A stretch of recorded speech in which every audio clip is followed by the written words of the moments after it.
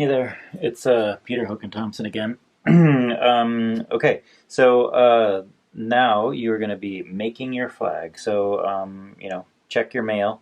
Your kit is going to arrive in the U.S. via the U.S. Postal Service. When it arrives, it'll have a flag blank, so it'll look like this. These are the other colors that we have here, depending on which section of the city you identify with. You'll have a flag blank, and then each flag blank will have a number, a unique number that's tied to your name and address, so we can return it to you at the end of the project. So make sure you keep that visible, or if somehow you cover it up, write it somewhere else on your flag so we can make sure to get the flag back to you when this is all wrapped up. And you'll have your code symbols will also be in your kit there, a glue stick if you ordered one. And also, if you were going to sew and you ordered some thread, it'll come on a bobbin similar to that. So that's what you'll get in your kit. The first thing you're going to do is arrange the symbols on your flag blank. A quick note on flag design.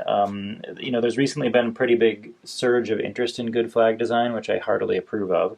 Kind of largely started by this guy, Roman Mars, who has a podcast called 99% Invisible. His focus is really sort of on the poorly designed city and state flags that are out there. There are many of them, Minnesota included. And I'm definitely a fan of his podcast and about his ideas about flag design.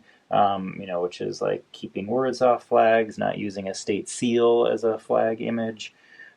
Using bold colors and design to really make visually arresting and identifiable flags. However, I also like to think about flags as kind of two-sided paintings or sculptures that don't have to be identical on both sides, but can play with the opportunities that are really provided by an object that flies or a painting that flies, for example.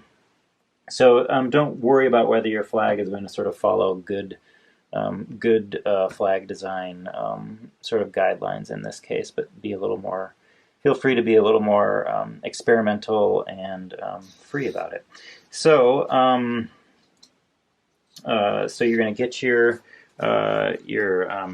symbols here, and you are going to again, this is all in the packet and the stuff that is also found on the website in the how-to section.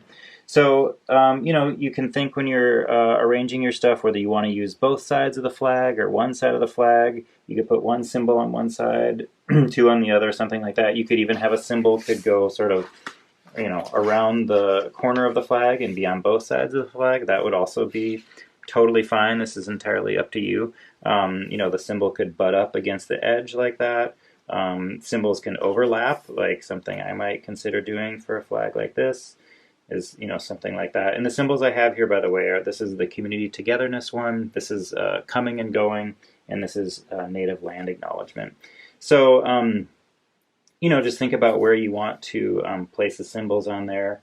Try some different arrangements, look at it, see how you like it, and once you've got them where you want them, you can, if you're going to sew them on, you can glue them on with a glue stick or tape them down, pin them, whatever you're comfortable with.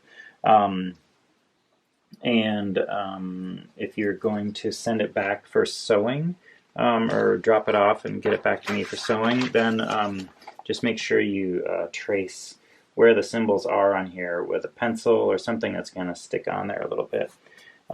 Before you send it back. I wouldn't just glue it with the glue stick because it might come off in transit, but you could certainly trace it and glue it as well if you wanted.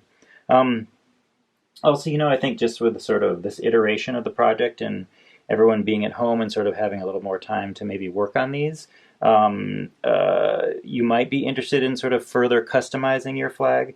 There's certainly no pressure to do so, but I would certainly welcome that customization if you like. But just note that eventually the flags will fly outside in the elements. So if you want your embellishments to last, really try to use materials that can withstand wind, rain, and sun, or even play with the idea of embellishments that might fade over time. So maybe after your flag has been flying for a week or so, that stuff kind of fades away.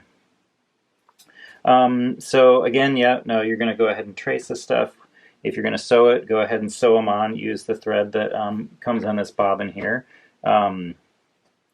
Since it's designed to be outdoors and is UV resistant. And then that's pretty much it. So just take a maximum of 2 weeks to work on your flag. And then when you're done, you're going to just return it to a drop-off point. So that's it. If you have any questions, be in touch. And happy flag making. Thanks. Bye.